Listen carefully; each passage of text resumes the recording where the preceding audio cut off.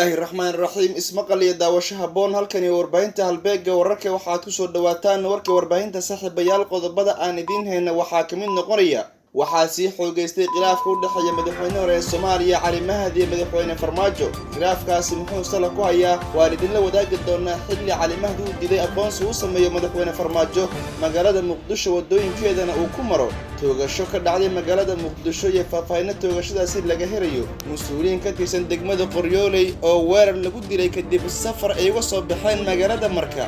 Ciidamo dhawaan lagu muransanaa in la geeyo magaalada Dhuusamareeb oo lagu guuleystay in la geeyo magaaladaasi odayaal dhaqan oo barnaamijkaas diidanaa maxay sameeyeen xiisad dagaalna magaaladaasi waa laga soo sheegayaa. Shirarkii sarreeya ayaa waxaa laga furay magaalada Garowe caasimadda dowlad goboleedka Puntland.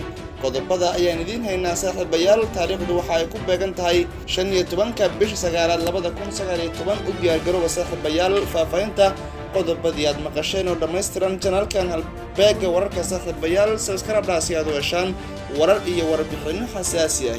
aynu ku bilownay waxaa maalmihii la soo dhaafay si xoogeysanaya khilaaf baaxad loo dhaxeeya madaxweynaha Jamhuuriyadda Federaalka Soomaaliya Maxamed Cabdullaahi Maxamed Farmaajo iyo madaxweynaha hore ee Soomaaliya Cali Mahdi. madaxweynaha Jamhuuriyadda Federaalka Soomaaliya khilaafka Cali Mahdi waxa uu ka bilowday kadib markii ciidamo ka tirsan kuwa ilaalada madaxtooyada Soomaaliya ay mid ka mid ah checkpointyasha laga galo villa Soomaaliya ka celiyeen madaxweynaha hore ee Soomaaliya Cali Mahdi, waxaana ay weydiiyeen aqoonsi uu halkaasi ku maro, waxaana ay sheegeen ciidamadii ilaalada ka ah halkaasi in aan la deyn karin shakhsi aanan wadanin ay dhikaarka cadeynaya inuu yahay mas'uul hore ama mas'uul ka tirsan dowladda federaalka Soomaaliya. arrinta ayaa waxaa si weyn uga carooday madaxweynaha hore ee Soomaaliya Cali Mahdi, waxaana dib ugu laabtay halkii markii hore uu ka yimaaday. arrinta ayaa waxay gaartay madaxweynaha Jamhuuriyadda Federaalka Soomaaliya Maxamed Cabdullaahi Maxamed Farmaajo, waxaana halkaasi ugu yeeray villa Soomaaliya madaxweynaha hore ee Soomaaliya Cali Mahdi, waxaana ay ka wada hadleen qaabka uu dhacaan iyo sida haatan laga yeelayo. madaxweynaha Jamhuuriyadda Federaalka Soomaaliya Cali Mahdi doodar kadib ayaa waxaa madaxweyne Farmaajo uu soo jeediyay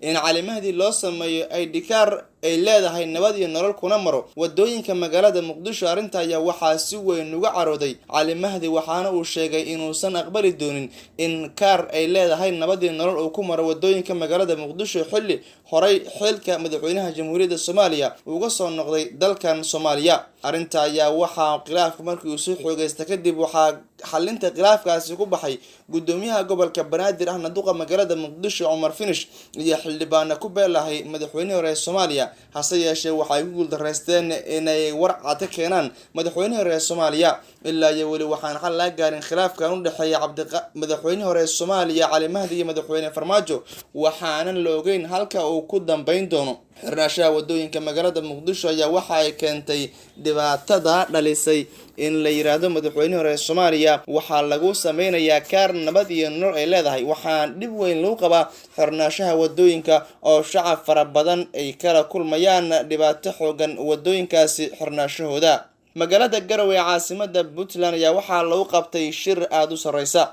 magaalada Garowe caasimadda dowlad goboleedka Puntland ayaa maanta waxaa ka furmay shir heerkiisu sarreeya oo looga hadlay in ganacsiga Soomaaliya iyo kan ajaanibta halkaasi lagu hormariyo. madaxweynaha dowladda magaalada Garowe caasimadda Puntland ayaa waxaa lagu qabtay shir aad u sareysa.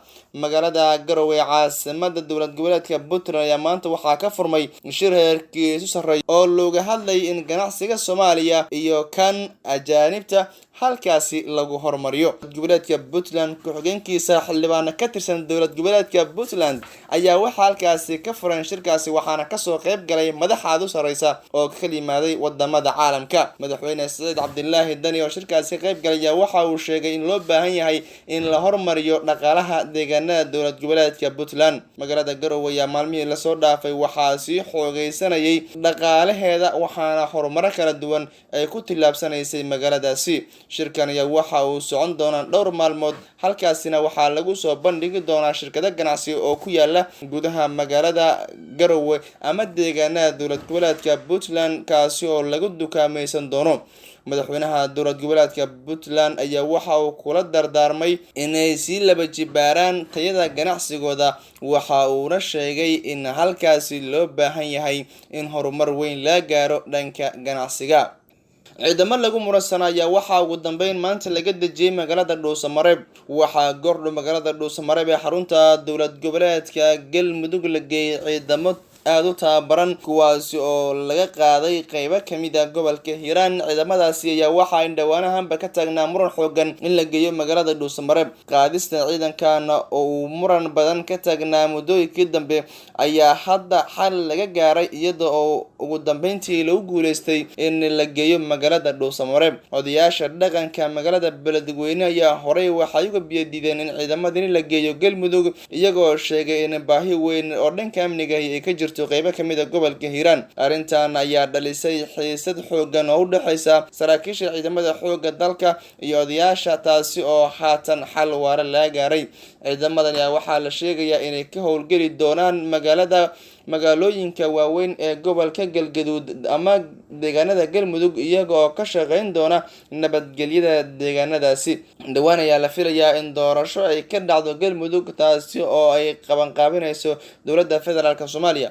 Magaalada Dhuusamareeb iyo ammaankeeda waxa uu yahay maalmihii lasoo dhaafay mid aad loo adkeynayay, waxaana magaaladaasi ku wajahan madaxweynaha jamhuuriyadda federaalka Soomaaliya Maxamed Cabdullaahi Maxamed Farmaajo, waxaana la filayaa in halkaasi uu kula kulmo madaxda dowlad goboleedka Galmudug iyo dhanka Ahlusunna wal Jamaaca kana la hadlo qaabkii loo dardargelin lahaa doorashada madaxweynaha maamulka dowlad goboleedka Galmudug. Dowladda federaalka Soomaaliya ayaa waxa ay maalmihii lasoo dhaafay diiradda saaraysay qaabkii loo laba jibaari lahaa doorasho ka dhacda magaalada Dhuusamareeb, waxaana jira loolankii ugu adkaa ee halkaasi laga soo sheegayo. Dowladda federaalka Soomaaliya ayaa waxa ay sanadkan gudihiisa bilowday dhismaha maamul Galmudug loo dhan yahay, waxaana maanta madaxda dowlad goboleedka Galmudug iyo dhanka Ahlusunna wal Jamaaca kana la hadlo qaabkii loo dardargelin lahaa doorashada madaxweynaha maamulka dowlad goboleedka Galmudug. Dowladda federaalka Soomaaliya ayaa waxa ay maalmihii lasoo dhaafay diiradda saaraysay qaabkii loo laba jibaari lahaa doorasho ka dhacda magaalada Dhuusamareeb, waxaana jira loolankii ugu adkaa ee halkaasi laga soo sheegayo. Dowladda federaalka Soomaaliya ayaa waxa ay sanadkan gudihiisa bilowday dhismaha maamul Galmudug loo dhan yahay, waxaana maanta magaalada Dhuusamareeb ee xarunta dowlad goboleedka Galmudug lagu soo gabagabeeyay shirka dib u heshiisiinta beelaha Galmudug, waxaana magaaladaasi ay isu diyaarinaysaa doorasho madaxweynaha dowlad goboleedka Galmudug.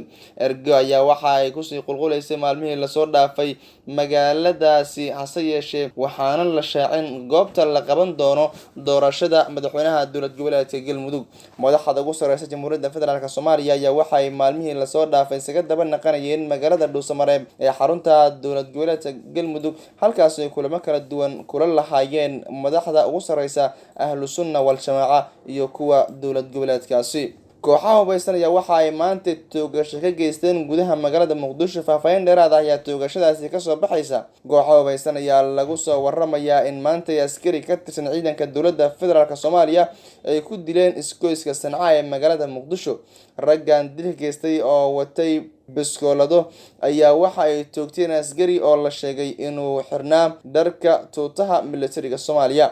Dad goobjoogayaal ayaa waxa ay sheegeen in askariga la dilay uu fadhiyay goob maqaaxi ah oo ku taala halka iyaga oo ka baxsaday kooxihii dilkaasi geystay. Ciidamada ka tirsan dowladda federaalka Soomaaliya ayaa gaaray meesha dilku ka dhacay, waxaana halkaasi ka sameeyeen baaritaano kala duwan. ilaa hadda ma jirto qof loo soo qabtay dilkaasi, waxaana halkaasi ka qaadeen meydka askariga goobtaasi lagu dilay. weli ma jirto wax hadal ah oo ka soo baxay saraakiisha amniga ee la xiriira toogashadani maanta ka dhacday magaalada Muqdisho, taasoo loo geystay askari ka tirsanaa ciidamada militariga Soomaaliya. Dilkan ayaa waxa uu qayb ka noqonayaa falalka amni darro maalmihii lasoo dhaafay ka dhacay magaalada Muqdisho ee caasimadda Soomaaliya. Arrintan ayaa waxay ku soo aadaysaa xilli mas'uuliyiinta ugu sareysa dowladda federaalka Soomaaliya ay sheegayaan inuu soo hagaagayo amniga caasimadda, hase yeeshee ma jirto nabadgelyo waarta oo hadda ka muuqanaysa magaalada Muqdisho ee caasimadda Soomaaliya. Arrintan ayaa waxa ay imaanaysaa xilli la qorsheynayo in la furo wadooyinka caasimadda magaalada Muqdisho, xilli gudoomiyaha gobolka Banaadir ahna duqa magaalada Muqdisho Cumar Finish uu sheegay inuu furayo dhammaan wadooyinka xiran ee magaalada Muqdisho. Sidoo kale arrintaasi ayaa waxa ay yiday oo soo dhaweeyay